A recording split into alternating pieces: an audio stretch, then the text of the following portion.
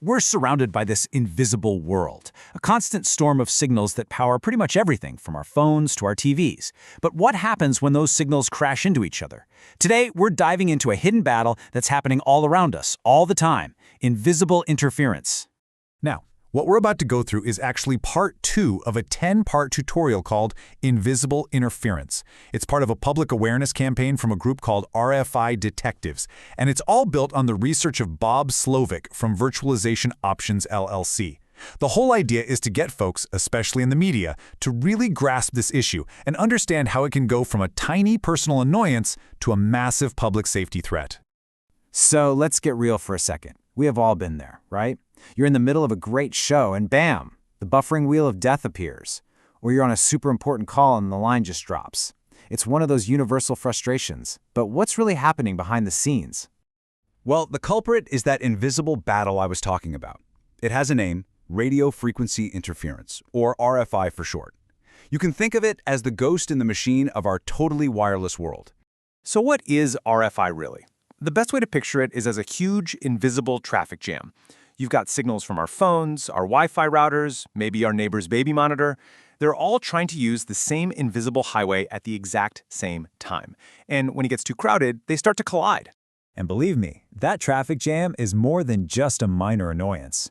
The effects of RFI actually exist on this surprisingly wide spectrum. It can range from just simple frustration all the way to life-threatening danger. And to help us understand that, we have what's called the pyramid of impact. It's a really great way to visualize how RFI can climb from being a simple nuisance, right at the bottom, to a full-blown critical emergency at the top. So let's climb it together, starting from the base. All right, let's start our climb at the very bottom of the pyramid. This is the level where, honestly, most of us experience RFI almost every single day. Right at the base is level 1, minor inconvenience. This is all the stuff we know and, let's be honest, we hate. It's the buffering video, that painfully slow download, the dropped phone call. It's super annoying for sure, but it's not a crisis. Okay, moving up a level, we hit level 2, significant disruption. Now at this stage, interference doesn't just slow things down, it knocks them out completely. Your Wi-Fi network just vanishes. Or maybe you're stuck in a parking lot because your car's key fob suddenly won't work. See? It's not just an annoyance anymore. Now it's a real problem. And now we reach level 3, safety impact. This is where things get really serious. I mean, what happens when the device that fails is your wireless security camera? Or the smart lock on your front door? Or what if it's a medical monitor that somebody's life depends on? The consequences here are no longer about convenience, they're about security, safety, and well-being. And that brings us to the very peak of the pyramid. This is the most critical, the most dangerous level of radio frequency interference. Level 4 is a public safety emergency.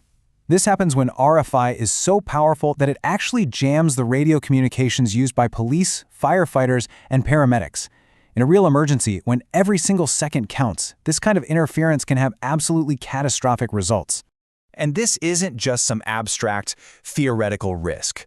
The source material for this explainer points out a huge vulnerability. A lot of first responder agencies are still using older legacy radio systems.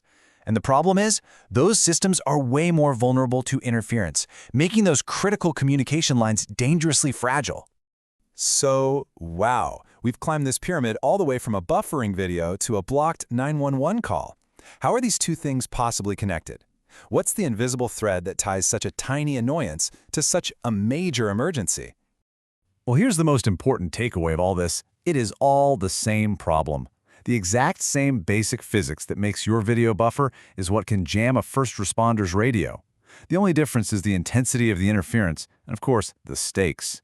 It all boils down to where these signals have to live.